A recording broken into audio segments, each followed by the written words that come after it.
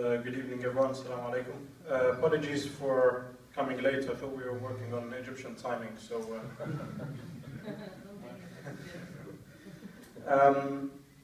To start off, I'd like to inform you actually of some of the things that Al Jazeera is currently going through and some of our journalists are currently going through. Tomorrow, one of our cameramen, Mohammed Badr, will stand trial, will be the first hearing in his trial. He's been imprisoned since a week after the Rabaa incidents, a week before, rather, the massacre at Rabaa. And one of the charges that he's been facing or he's presented with is having in his possession a camera. He's been given more than a dozen charges, and one of them is the fact that he had a camera in his possession. And that, I think, in itself is as dangerously amusing as it is, or as sadly amusing as it is a representation of just how things have changed in Egypt and how the current authorities who are ruling the country view anyone who is willing to document or report the crimes that are committed on the ground, how they are willing to deal with them in the harshest of ways.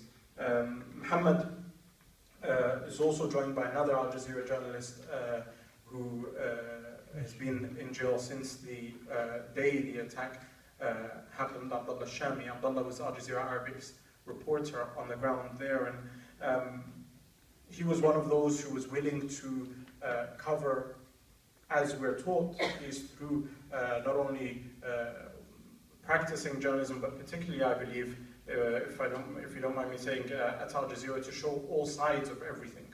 And one of the things that he did try and do throughout his coverage of the sit-in in Rabaa was to dispel all the myths or lies that Nadia was talking about that were propagated. So, for example, one of his reports, which I believe earned him the wrath of the military junta, was a report which whereby he took the camera and filmed underneath the stage.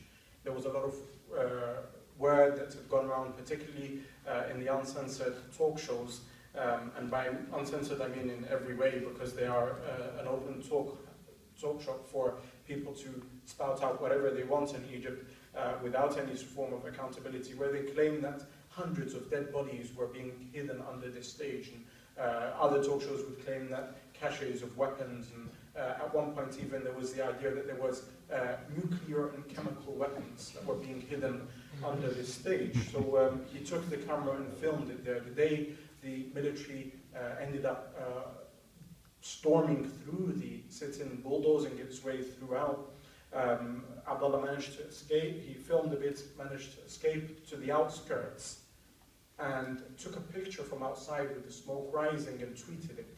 It was the last tweet he sent. In the tweet, when he took the picture, he said he was going back in because he felt it was his duty to go back in and film and document what was taking place. Obviously, shortly after that, he was picked up.